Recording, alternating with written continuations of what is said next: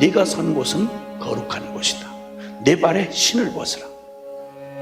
아무리 절망적인 상황에서라도 돌아갈 곳, 우리가 얼만큼 멀리 떨어졌든 얼마나 깊이 빠졌든 얼마나 절망 가운데 있든 야곱에게 돌아갈 베델이 있듯이 탕자에게 돌아갈 아비집이 있듯이 주님이 십자가의 복음 앞으로 이끌어 주셨고 당신의 그 부르심의 자리에서 다시 견고하게 세우시는 은혜를 또 누리게 되었습니다.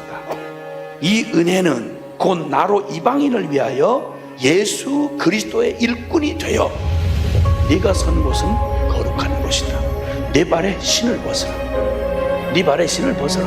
난 너의 하나님이야 라고 말할 때부터 모든 주권은 그분에게 넘어갔습니다. 부르심의 시작은 하나님입니다. 신을 벗으면 무슨 내가 얘기할 게 뭐 있겠어. 나라고 내 생각에는 이라고 말할 게 뭐 있겠냐고. 내 능력으로는 불가능한데요 이렇게 말할 게 뭐 있겠냐고. 신을 벗어 던졌는데 주님이 말씀하시면 가라면 가고 서라면 서고 달려갈 때는 달려가고 조용히 있을 때는 조용히 있고 섬길 때는 섬기고 외쳐야 될 때는 외치고 맞을 때는 맞고. 이걸 누가 다스리고 있는 거예요? 주님이 다스리십니다. 그 곳 누가 지정해 주십니까? 하나님이 지정해 주십니다. 바로 그때 바로 그곳에 바로 그 사람을 하나님이 두시는 겁니다. 바보는 그냥 순진해서 죄라도 안 지면 좀 쓸모라도 있을 텐데 바보는 바보인데 죄 짓는 바보잖아. 네가 바로 그런 자 아니야. 불가능하지 않습니까? 주님 없었으면 좋았을 만한 그 끔찍한 실수, 연약함, 그 모든 것들이 우리는 그것 때문에 망하고 그것 때문에 저주하고 그것 때문에 불행했어야 할 위해서 악을 선으로 갚으사 주님의 손 안에 붙들리기만 하면 주님의 은혜 앞에 사로잡히기만 하면 주님이 가장 그때 그 시대에 그 사람이 아니었더라면 큰일 날 뻔한 바로 저 여러분의 삶을 살리고 기가 막히게 두셨다는 거예요. 네가 무슨 짓을 하고 네가 어떻게 높아지고 네가 어떻게 두려워할지 내가 안다 이 말이야. 다만 여러분 주님이 아신답니다. 왜냐하면 난 너를 지었고 너를 지금까지 이끌어 왔으며 그래 너의 삶의 진정한 주인이기 때문에 대답은 딱 하나였어요. 내가 너와 함께 하리라. 반드시 너와 함께 하리라. 모든 질문과 두려움과 갈등과 그리고 모든 연약함과 모든 절망 앞에서 이 한마디가 결론이 될 사람, 그 사람이 바로 하나님 앞에 선 사람이에요. 오늘 우리에게 주어진 길을 우리의 마지막 날처럼 하나님이 나를 세우신 그 자리인 줄 알아요. 여러분 이거 꼭 잊지 마셔야 됩니다. 너 하나님 앞에 서 있어. 내 발에 신을 벗어.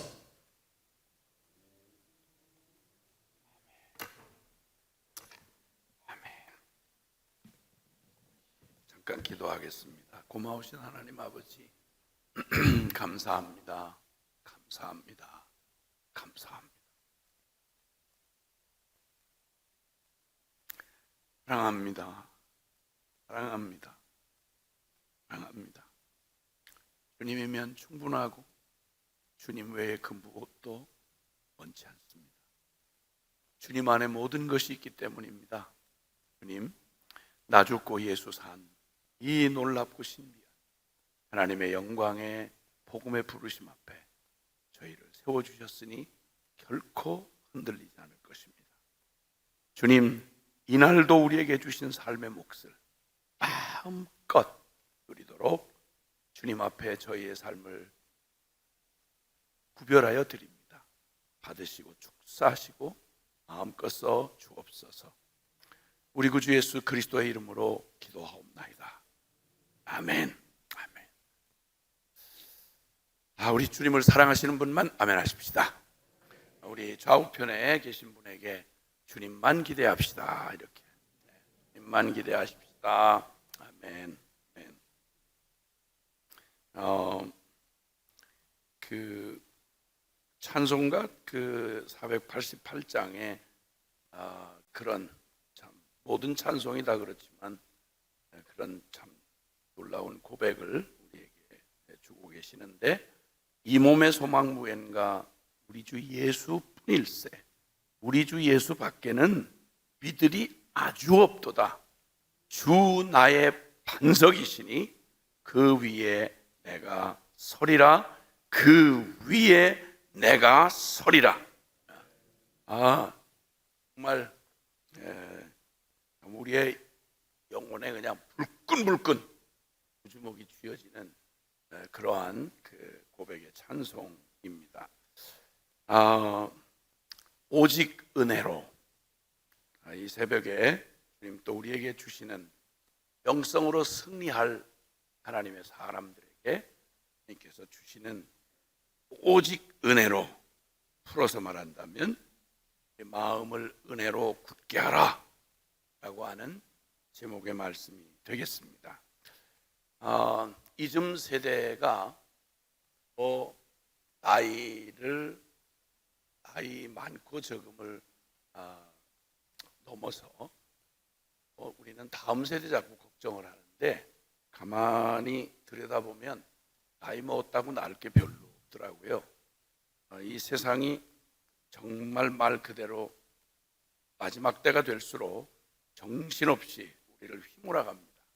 특히나 우리가 사는 이 대한민국 사회가 워낙 앞서서 이런 인터넷이다, 또 4차 산업혁명의 그런 소용돌이에 가장 앞선 선두 국가이다 보니까 어줍잖이 죄인은 변한 게 없는데 우리는 크게 준비가 돼 있지 않는데 좀 갑작스럽게 생긴 여유, 괜히 우리 마음에 그렇게 느껴지는 거지 뭐 특별하게 여유가 생긴 거 별로 없는데 너무 선택이 많아진 것 같아요. 그러니까 다 해봐야 한 몸 가지고 우리가 선택을 한다면 그게 100가지 중에서든 1000가지 중에서든 10,000가지 중에서든 한 몸뚱이 가지고 오늘 하루 내 몫에 주어진 한 길밖에는 갈 수가 없어요.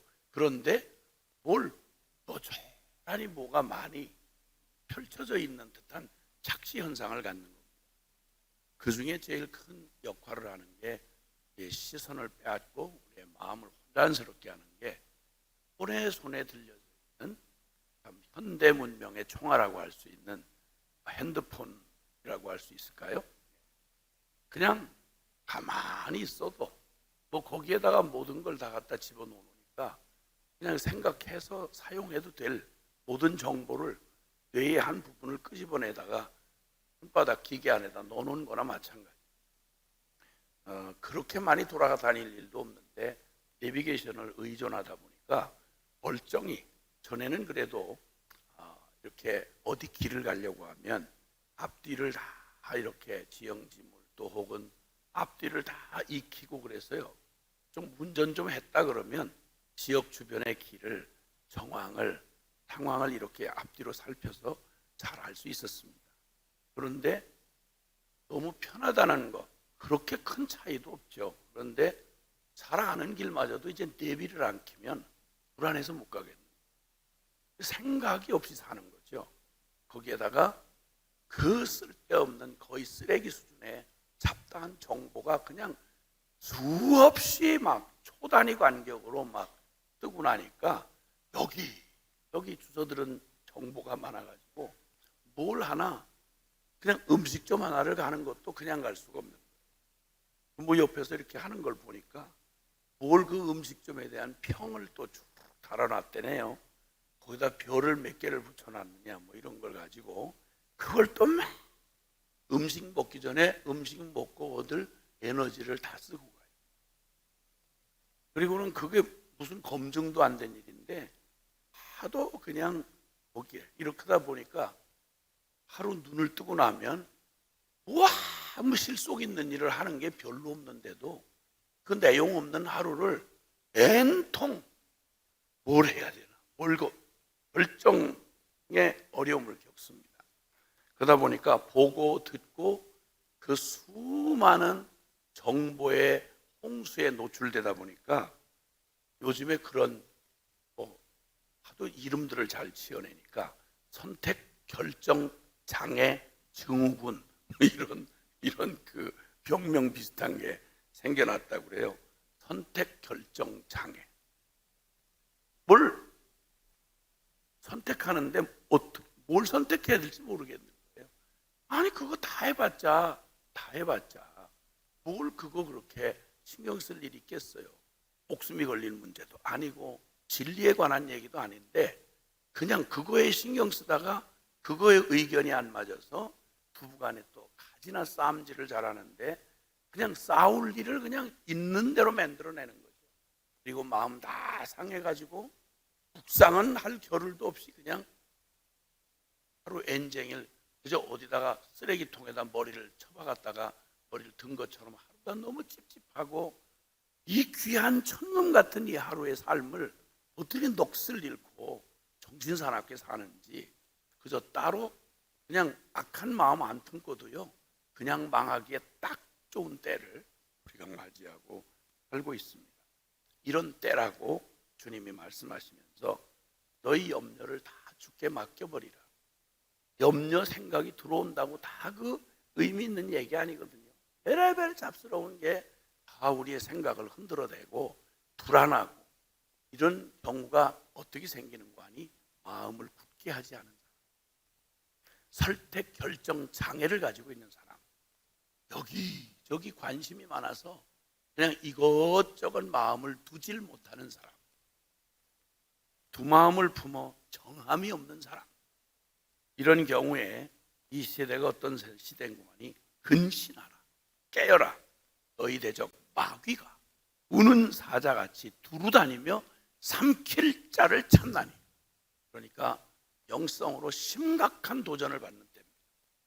가지나 감각적이고 그리고 육신적으로 살아가는 게 체질을 가지고 태어난 우리에게 간신히 거기서 건지용을 받은 은혜의 감동으로 새롭게 한번 좁은 길 가보겠다, 진리의 길 가보겠다, 영적 감동을 따라서 살아가겠다 라고 생각을 하지만 이거 잠깐 받은 은혜가 그냥 안 둡니다. 득달같이 달려들어가지고 가진 것으로 우는 사자처럼 그냥 두루 잡아 흔드는데 우리의 잡스러운 생각부터 시작해서 우리의 감정 너무너무 여리고 유약하기 짝이 없는 무슨 나 이러고 산 일에 조금만 뭐하면 왜 나를 째려봐, 왜 나한테 얼굴을 저렇게 붙였어, 날 보고 어머 날 왕따시키는 거 아니야. 나는 아무 저 살기 바쁜데 누가 나한테 신경 쓸 사람 없어. 거기다가 내 옷이 너무 패션이 후진 거 아닌가. 여기 어제 시민 중에 아무도 여러분 쳐다보는 사람 없어요. 근데 나 혼자 괜히 짜증내고 스스로 창피해하고 그냥 정신 사나운 이런 것으로부터 시작해서 우리의 이렇게 작은 틈으로 시작해서 여러분 그 틈은 크냐 적으냐가 문제가 아니고요. 그 틈으로 뭐가 들어오냐. 겨울에 여름에는 그냥 숭숭 뚫린 문을 해놓고도 닫고만 닫아도 너무 답답하고 더 더운 것 같은 느낌이 드는데 겨울에는 조그마한 바늘구멍으로 황소바람 들어온다 이런 말이 있어요. 옛말에 바늘구멍으로 황소바람 들어온다 이런 말이 있어요. 정말 그래요. 진짜 추울 때는요 문틈 요만한 틈만 있어도 그거 그냥 들어오고요. 만약에 그냥 독가스가 들어온다 그러면 구멍이 크냐 적으냐 아무런 상관없어요. 무엇으로 우리의 마음의 틈을 해놨느냐에 얼마나 크냐 적으냐 차이가 없고요. 작은 틈도 남겨두면 여기에 사단이 있는 대로 거기다 쑤셔 넣어가지고 그냥 우는 사자처럼 막 잡아 흔들고 물어뜯고 난리를 치기 때문에 영성으로 산다는 거 감히 생각도 못 해보고 그냥 넋을 뺏긴 채 영성 영역은 그냥 아이야 사단에게 그냥 머리채 잡힌 채 그냥 질질 끌려다니다가 매냥 후회하는 삶을 살기에 급급하다 이 말입니다. 그래서 너희 근신하라, 깨어라, 그리고 너희의 믿음을 굳건하게 해라. 하나님이 우리 안에 주신 바에 자유의지를 가지고 이 자유의지가 사단에게 그 사로잡혀 있을 때에는 완전히 내 마음대로 내 멋대로 한다고 생각하고 그게 자유인 줄 아는데 완벽하게 자아의 종노릇했던, 죄의 종노를 했던 그런 노예된 삶이었다면, 이제 주님 앞에서 그 죄악에서 노임받고, 그리고 이제 영의 자유함, 진리의 자유함을 얻은 사람은 이제 마음을 굳게 하고 다시는 죄의 멍에를 매지 아니하고 단호하게 내가 선택한 생명의 길에서 결단코 흔들리지 아니하리라, 결단코 시선 빼앗기지 아니하리라 하고 너희 믿음을 굳건히 하여 저 사탄을 대적해라. 영적인 싸움이 늘 있습니다. 그러므로 싸움을 하는 사람은 피하 식별이 가장 중요합니다. 아군인지 적군인지 몰라서 오인사격하고 밤중 특히나 혼란스러운 야간 전투에서 피하 식별이 안 되면, 그러면 내가 실컷 설치면서 내 편 죽일 수 있다 이 말입니다. 그러므로 너희가 이제 믿음을 굳건히 하여 대적할 자가 누구인지 내 심령을 찾아들어서 혼돈케 하는 이런 것이 누구인지를 이거 대적하고 이렇게 할 사람은, 세상에 저희 집안이 그렇게 참 은혜스러운 집안이 아니고 아주 풍성하게 육적인 그걸 아주 풍성하게 즐기던 집구석이라 저희 가족들은 단명했죠. 그래서 단명을 했는데 항상 싸울 준비가 돼 있어요. 항상 싸울 준비가 항상 만반해. 그래서 싸움꾼은 자나 깨나 안 지나서나 싸울 준비가 항상 돼 있습니다. 언제든지 시비 걸 준비가 돼 있고, 걸어오는 시비에 대해서 단호하게 대처할 만한 그런 준비가 만반의 준비가 돼 있습니다. 거의 대부분의 사람들이 영적인 삶을, 영성인 진리를 누릴 생각조차 하지 않고 그냥 마음을 퍼늘어 놔요. 그냥 퍼늘어 놔. 누구라도 내 마음을 치고 들어올 수 있도록 그냥 정신 멀쩡하게. 딴 일에는 관심이 그렇게 많은데 그렇게 감각적이고 세속적인 데는 안목의 정욕, 육신의 정욕, 이생의 자랑, 우리의 익숙한 옛 삶에는 그냥 그렇게 민감하게 촉을 세우고 반응할 준비가 되어 있으면서도 영적인 일에는 그토록 마음의 태도가 준비가 안 돼. 나는 은혜 받고 막 불 받지 않으면 나는 아야, 그럼 배부른 흥정을 한단 말입니다. 큰일 납니다. 너희는 믿음을 굳건하게 하고 그를 대적하라. 그를 대적하라. 이는 세상에 있는 너희 형제들도 동일한 고난을 당하는 줄 알미라. 그러시면서 또 12절에도 보면 이 은혜에 굳게 서라. 아주 단호하고 확고한 마음의 태도를 갖는 게, 마음을 은혜로 굳게 하는 것이 아주 중요하다. 그러므로 오늘 본문의 말씀 중에 그 요절이 되는 10절은 모든 은혜의 하나님 이렇게 말씀합니다. 그러니까 하나님은 우리가 영성으로 승리할 모든 은혜를 내가 구하기 전에 이미 다 은혜로 예비해 놓으셨습니다. 그러므로 이 은혜에 굳게 서서 마음을 지키고 혼돈할 것 없이 항상 싸움꾼이 싸울 준비가 되어 있는 것처럼 영적 군사인 우리는 항상 준비된 태도로 마음을 굳게 하는 게 참 중요합니다. 운명을 바꾸는 인생의 지점이 되는 곳입니다. 여러분, 그 성경에 그 참 어두운 가운데 빛이 더 밝기를 더하듯이 정말 그 캄캄하고 혼돈스러운 시대, 모두가 정신줄을 놓고 다 갈짓자 걸음을 걷던 역사적인 혼돈의 때가 있습니다. 모든 때가 그랬지만 특히 더 그랬던 때가 있었죠. 그것은 바로 구약 성경의 사사시대입니다. 그 사사시대를 사는 중에 거기서 우리는 룻이라고 하는 아주 정말 그냥 존재감이 없었던, 존재감이 없을 뿐만 아니라 어떻게 꼬여도 그런 꼬인 인생이 있을까 싶을 만큼 그 불행했던 한 사람, 룻이라는 사람을 만나게 됩니다. 그는 어찌됐든 간에 그에게 주어졌던 시대는 사사시대 혼돈의 한복판이었습니다. 그리고 국제 결혼한 이방인이었습니다. 유대인으로 태어난 사람도 아니고 유대인에게서 모멸을 당하던 모압 사람이었습니다. 모압의 여인으로서 어떻게 제 땅에 다 신랑감 많이 있었을 텐데 참 위험천만하게도 굉장히 배타적인, 그렇게 살진 못하면서도 엄청 그 민족 자존심이 강해가지고 섞일 수가 없는 아주 고집불통 같은 이런 그 참 평범하지 않는 이 꼴통 이스라엘 사람을 어떻게 결혼을 해도 그렇게 했는지, 결혼했다가 곧바로 겹경사가 아니라 겹불행이 찾아왔습니다. 남편을 잃었습니다. 아마 오래 산 것 같지 않아요. 그리고 남편만 아니라 함께 가족이 다, 이민 온 가족이, 그러니까 이스라엘 사람인데 그 베들레헴 사람이 그 가뭄을 피하여서, 기근을 피해서 이사를 왔는데, 거기 이민을 온 셈이죠. 왔는데 와서 쫄딱 망했습니다. 망해도 어떻게 그렇게 망할 수 있습니까? 자, 그 이름은, 그 가문의 이름, 그 시아버지의 이름은 엘리멜렉인데 하나님은 왕이시다 이런 뜻을 가지고 있습니다. 정말 모태신앙답게 좋은 이름을 가지고 있습니다. 그 부인은 나옴인데 기쁨이란 뜻을 가지고 있습니다. 두 사람만 합쳐도 복음 끝난 겁니다. 여호와가 나의 왕이 되신 그런 사람에게는 기쁨밖에는 없는 거죠.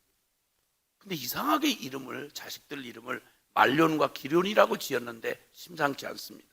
나중에 붙여준 이름인지 그 운명을 당하고 나서 붙여준 이름인지는 모르겠으나 왜 그런 이름을 지어준지는 모르겠는데, 말론이라고 하는 이름의 뜻이 병약하다 이런 뜻이고, 기련이라는 이름의 뜻이 쇠약하다. 병약하고 쇠약한 두 아들을 얻었는데 믿음대로 된 건지 아니면 무슨 사연이 있는지는 모르겠으나, 그러나 어쨌든 그 두 자식도 결혼한 지 얼마 안 돼서 시퍼런 청년인데 죽었습니다. 아비도 죽고. 자, 그 어려운 때 기근을 피해서 조금 발빠르게 그래도 좀 살 수 있는 곳에 이민을 왔다가 완전히 실패한 정도가 아니고 완전 망했습니다. 그러니 자, 이스라엘 사람인 나오미 한 사람 두고 이방에서 그 이스라엘 사람들은 아무리 신앙생활을 못같이 해도 그래도 꼭 넘어서지 말아야 될 영역이 있습니다. 이 이스라엘의 순혈주의죠. 아브라함의 자식들은 다 자신의 공동체 안에서만 이스라엘 사람끼리 결혼하게 돼 있는데, 어떻게 해서 이름은 거창한 이름을 가졌는데 그것도 다 이방 여인 둘을 다 며느리를 그렇게 얻었는지 이것저것 따지고 자시고 할 것도 없이 어쨌든 꼭 대로 망한 이스라엘 국가 전체의 모습과 같이 요 압축해 놓은 집안의 모습이 바로 그 시대의 이스라엘의 영적 꼴을 그대로 역사적 실물 모형으로 보여준 게 다 망한 바로 이 엘리멜렉의 가문입니다. 우리는 기억을 하기를 자꾸 나오미만 기억을 하니까 그런데 이 집안이 그런 것입니다. 자, 이런 집에 어떻게 누군들 불행을 꿈꾸고 기대하고 왔겠습니까? 희망을 기대하고, 그리고 무언가 잘 될 것 같은 이런 것 때문에 모험 같은 결혼을 해서 이 집에 들어왔던 오르바와 룻이라고 하는 모압 여인 둘도 똑같이 비극을 겪게 됐어요. 그런데 이 집안이 좀 특별합니다. 망하긴 망했는데 좀 특별해요. 이 사람들은 모압 사람들처럼 모압이 섬기는 금오스라든지 다른 잡다한 우상하고는 다르게 믿지는 않으면서도, 자기들한테 별로 그렇게 의미는 부여해 주지 않으면서도 아주 문화처럼 옷처럼 남아있는 게 여호와 신앙이었습니다. 특별하고, 그리고 다른 데서는 그냥 이들이 믿든 안 믿든 조상 얘기만 해도요, 우리는 아브라함 자손이다, 조상 족보만 들척여도 그 얘기는 전부 살아계신 여호와 하나님에 연관되지 않은 게 없어요. 그렇게 해서 애굽 땅에서 나온 역사의 어느 민족도 갖지 못한, 그들은 우리의 광복절 스토리처럼 그들은 430년 동안을 그렇게 있다가 출애굽한 기적 같은 얘기가, 자기 나라 국사를 얘기하려면 도대체 그 나라의 사람들이 가지고 있는 얘기를 두런두런 문화로 얘기만 할래도 그냥 하나님이라는 분이 특별합니다. 특별한 율법을 10계명을 가지고 있습니다. 듣는 것마다 이방인이었던 이 룻의 귀에 들리는 얘기는 너무 신기하고 너무 경이롭고 때로는 두려움이 다가오는 그런 내용들입니다. 그런데 버린 돌처럼, 건축자들의 버린 돌처럼 내용은 어마어마한 말을 하는데 꼭 우리 모태신앙들처럼 말입니다. 그냥 흥얼거리고 부르는 찬송가 가사 하나만 생각해도 너무너무 엄청난 거예요. 나는 예수님 만나고 예배당을 들어와서 교인들이 부르는 찬송가 소리를 듣고 경악하지 않을 수가 없었습니다. 어떻게 노래가 이런 노래가 다 있어?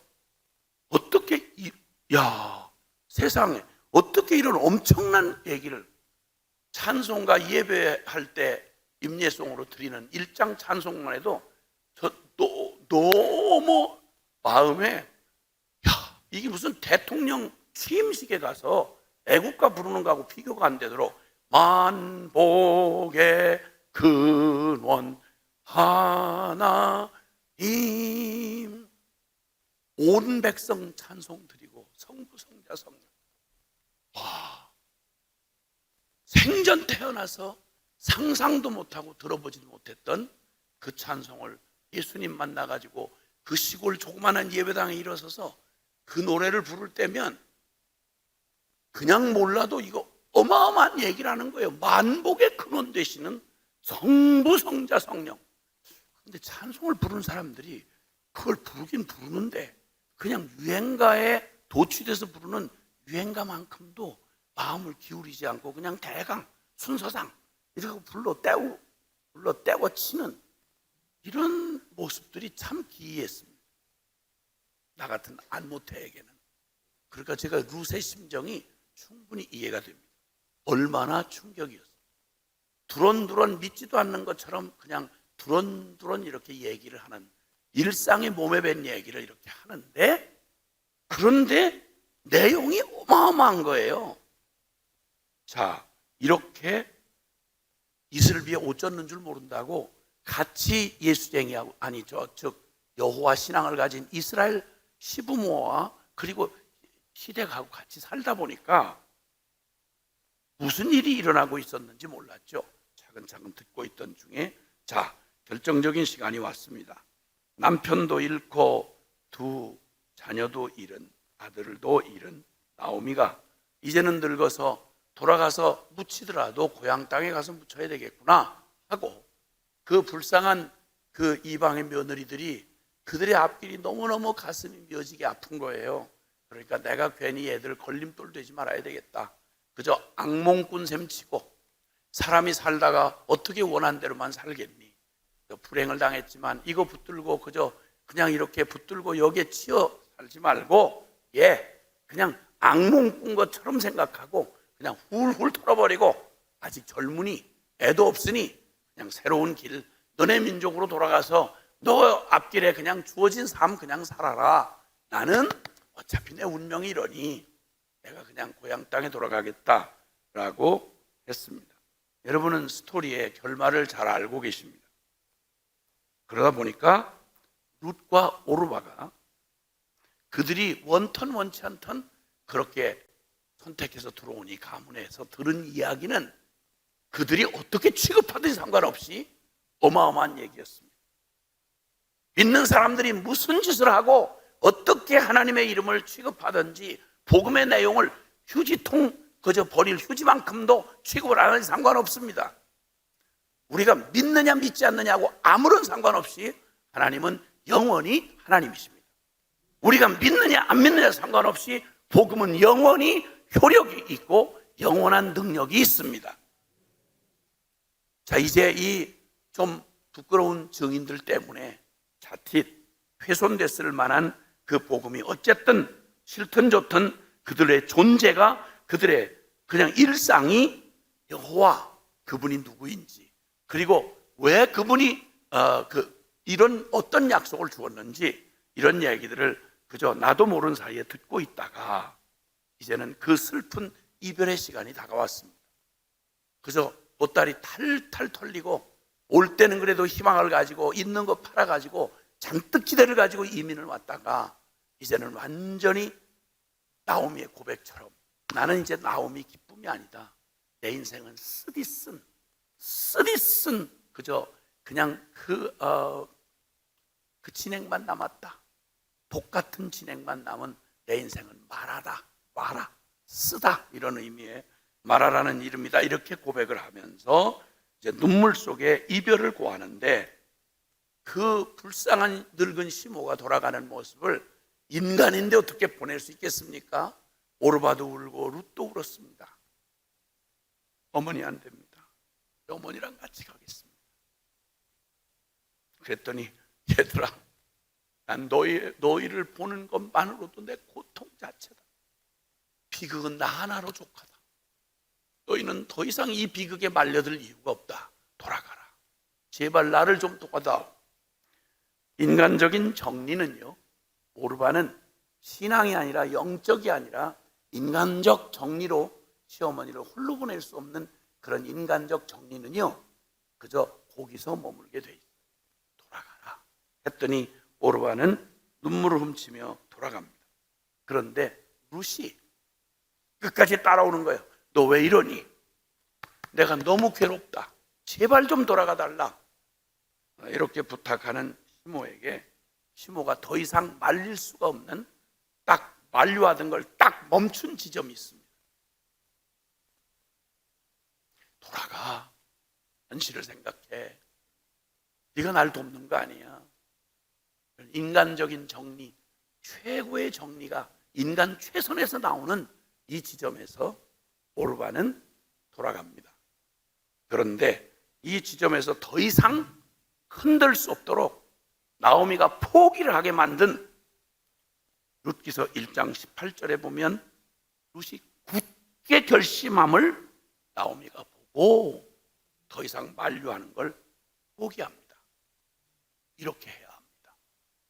이게 인생의 중요한 운명을 바꾸는 인생의 지점이 되는 겁니다. 그냥 슬픈 한 운명의 한 여인으로 끝날 건가? 아니면 우리가 말하는 성경의 하나님 역사에 누구도 짐작할 수도 없고 예측할 수도 없었던 하나님의 그 놀라운 경륜, 바로 그때 그곳에 그 사람, 그 룻이 없었더라면 여러분 얼마나 대단하냐, 얼마나 굉장한 위치를 갖고 있고 기회를 갖느냐, 이건 중요하지 않아요. 하나님은 그런 거에 크게 영향받지 않으세요. 사르밧 과부 한 사람, 성경에 하나님의 놀라운 기적의 현장에서 이스라엘 사람들이 다 시잘데없는 일에 휘둘리고 있을 때 거기 택도 안 되는 사르밧 이방 사람 사르밧 과부가 그 기적 같은 하나님의 기적의 증인, 은혜의 증인이 된 것 기억나시죠? 베세다 들판에서 쓰임받은 건 대단한 능력이나 재력가가 아니었습니다. 하나님의 그 기적의 현장에 쓰임받은 건 오병이어 가난한 어린아이의 점심 도시락 하나, 그거였습니다. 내 인생이 엽전 두립 같은 마른 뼈다귀 같은 능력이 있든 없든 상관없이, 여러분 내 신세 타령하지 말고 팔자 탈하지 마십시오. 하나님의 거룩한 섭리 안에 있는 사람은 팔자에 묶여서 하는 운명의 바퀴에 끼어 죽는 사람이 아니고요, 하나님의 거룩한 영광의 경륜에 우리의 모든 인생이 거기 있어서 그 사람 아니고는 누구도, 저와 여러분, 내가 아니면 나 같은 인생의 이 자리, 이 모습, 심지어는 이 연약함, 어쩌면 재수없는 것 같은 이 불행조차도 어쩌면 바로 그때 바로 그 사람, 거기서 하나님이 내 인생을 붙들기만 하시면 어떻게 그 운명이 바뀌어지는지, 그 놀라운 우리 룻의 생애를 성경의 주류 역사의 한복판에 쓰임받았던 한 사람 룻을 보게 되는데, 그 룻을 룻되게 했던, 오르바에게도 주어졌던 그 기회가 두 사람의 운명을 쫙 가른 건, 말씀드리고 싶은 굳게 결심함, 은혜에 굳게 서는 것입니다. 하나님의 오직 은혜의 마음을 오로지 하여 굳게 서는 것입니다. 룻이 발견한 여호와 신앙, 이스라엘의 약속, 자기들 시댁의 가족들에게는, 정작 이스라엘 사람들에게는 버린 돌 같은 복음을 인생의 모퉁이 돌로 삼았습니다. 그 비극 속에서 잿더미에 그 감춰졌던 보배를 발견하고 비극을 당한 이 가정이 비극을 당한 거 정말 불행한 건 사실인데, 그런데 세상에 지가 태어난 모압 땅에서는 인생 보편적인 인생 속에서는 꿈도 꿀 수 없는, 상상도 못하는 여호와라는 이름, 그 놀라운 진리, 십계명, 그 이스라엘 백성에게 준 그들이 가지고 있는 그 언약, 이거 완전히 잿더미 속에서 보배를 발견한 것.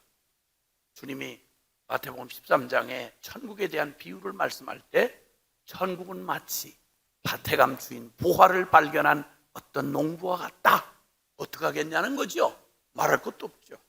모든 소유를 다 팔아다가 그 땅을, 그 밭을 샀느니라. 왜? 누가 뭐라고 미쳤다고 해도 남이 못 본 자기만이 발견한 감추인 보화가 있기 때문인 거죠. 그가 이렇게 말합니다. 어머니, 나에게 더 이상 만류하지 마세요. 어머니의 백성이 내 백성이 되고 어머니가 가시는 그 나라, 거기가 내 나라가 될 것이며, 그리고 어머니가 죽어 묻히시는 그곳에 나도 묻힐 거예요. 내게 만약 죽는 일 외에 내가 어머니를 떠나면 여호와께서 내게 벌 위에 벌을 내리심이 마땅합니다. 여러분, 아무리 가녀린 연약한 여인이지만 마음의 중심이 강한 사람, 천하가 덤벼들어도 못 흔듭니다. 하나님께서 우리의 복음의 은혜 안에서 예수 그리스도의 십자가의 복음의 십자가로 얻은 우리의 자격, 자녀된 생명의 권세, 이걸 아주 간략하게 오늘 요절 말씀이 말합니다. 십자가의 복음, 이 복음이 우리에게 이루어 주신, 이미 허락한 모든 은혜의 하나님, 곧 그리스도 안에서, 십자가의 복음 안에서 너희를 부르사 자기의 영원한 영광에, 하나님 수준의 그 영광에, 하나님의 그 수준의 영원한 영광에 우리를 들어가게 하신 이가, 너희가 받은 복음이 도대체 뭐냐는 거예요. 엘리멜렉, 내 이름의 뜻이 뭐냐 이거예요. 나오미, 내가 받은 이 복이 어떤 것이냐 이 말이에요. 왜?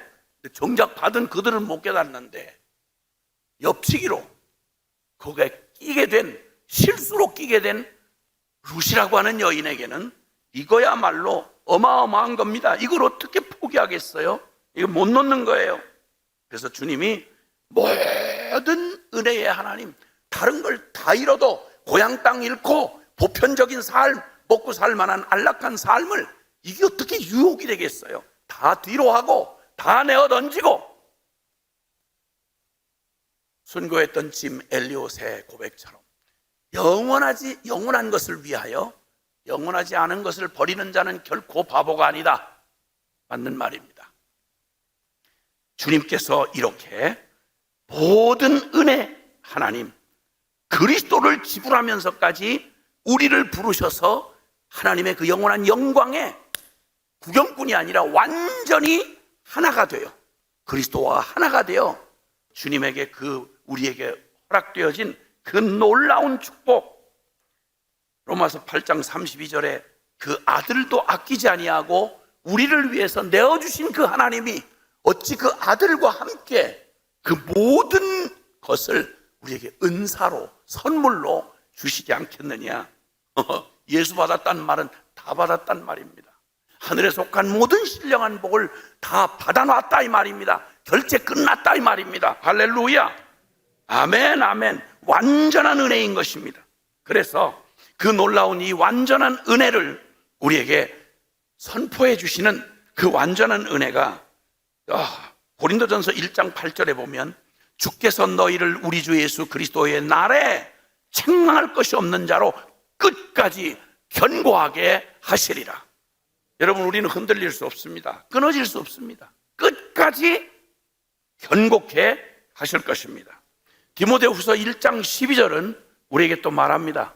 거기 이런 고백을 우리에게 남겨줍니다.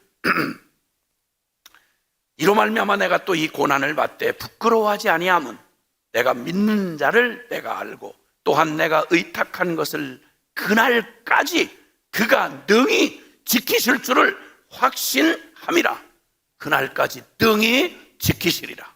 내가 맡긴 주님께 맡긴 나의 일생을, 주님이 내게 나를 내가 믿고 따르는 그분이 누군지를 내가 아는 한, 주신 은혜가 어떤지를 아는 한, 내 은혜의 터에서 결단코 이 믿음의 반석 위에서, 이 은혜의 반석에서 나는 어떤 경우도 내 정신줄 놓지 않겠다, 결단코 흔들리지 아니하리라.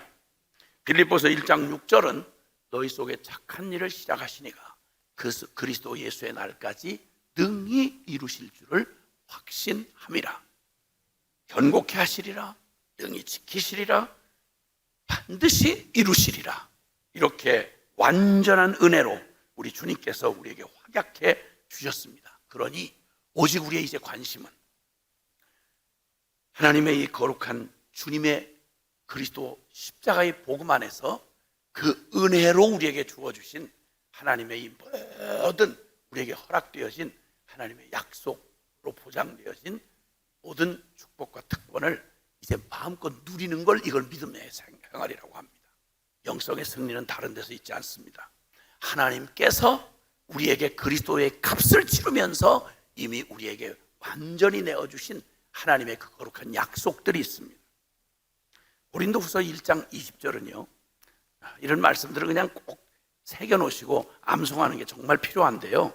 왜냐하면 성령께서 은혜를 주실 때 무슨 은혜를 주시는지를 알 수가 있어야죠. 성령은 진리의 영이시기 때문에 강력하게 역사하시고 그냥 뜨거움을 체험하고 그냥 가슴에 울컥 불이 올라오는데, 그리고 항상 체험과 우리의 감정은 시간이 지나면 잊어버리게 돼 있어요. 근데 이 모든 것들을 하나님의 소중한 은혜와 감동과 체험과 축복을 무엇으로 기억하고 남아야 되는 거예요? 여기다가 말씀을 많이 가득 넣어놔야 돼요. 그래서 주님이 이렇게 툭 건드시면 말씀이, 그 하나님의 주시는 그 은혜와 그 축복이 이 말씀이시구나 하고 그냥 곧바로 화답해서 그 불꽃이 확 들어와서 살아있는 말씀으로, 레마의 말씀으로 내 영혼을 진리가 딱 붙들 때 흔들리지 않아요. 사람의 말에 대한 감동이 나요.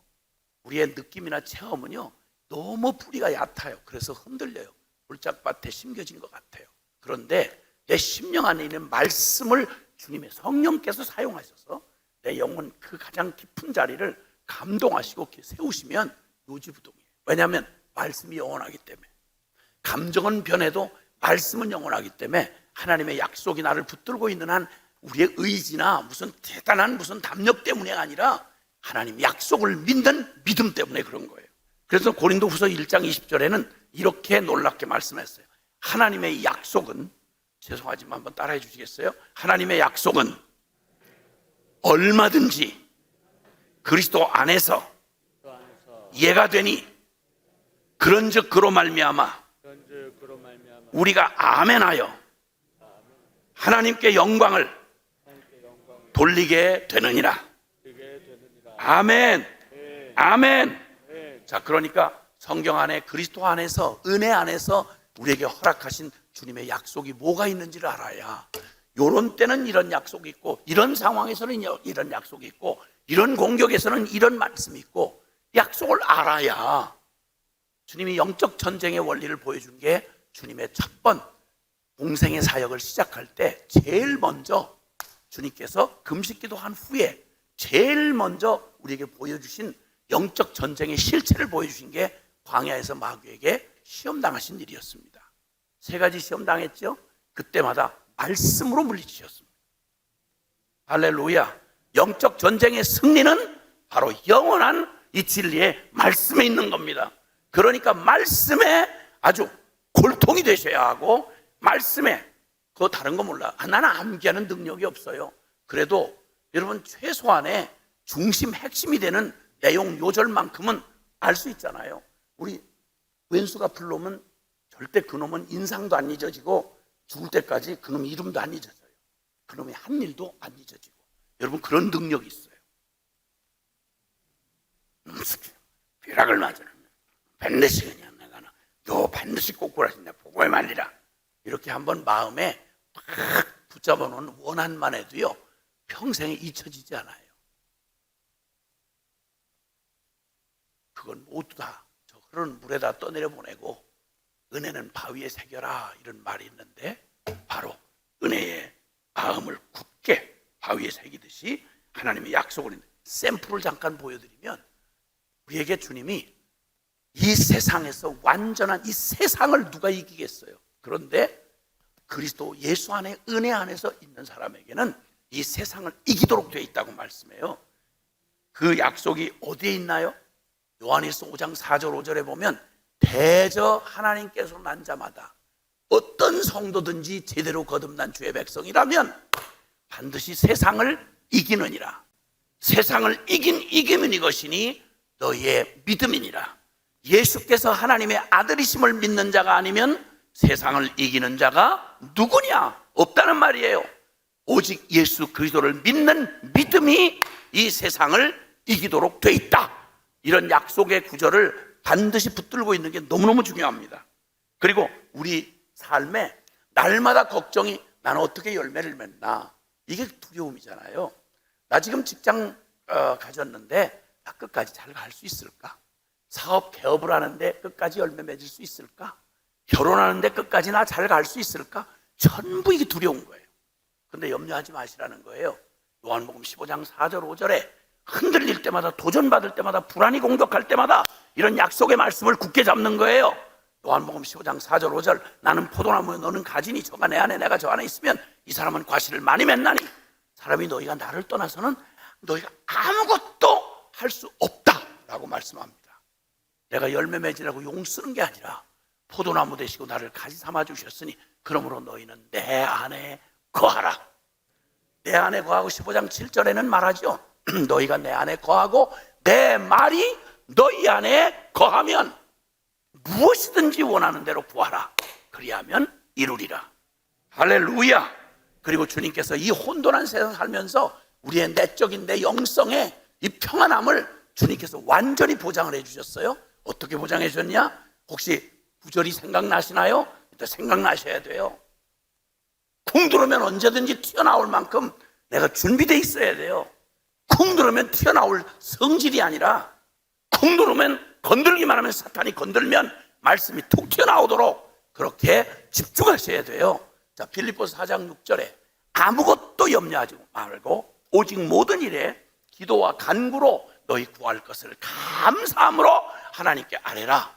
그리하면 모든 지각을 초월한 뛰어난 하나님의 평강이 그리스도 예수 안에서 너희의 마음과 생각을 지키시리라.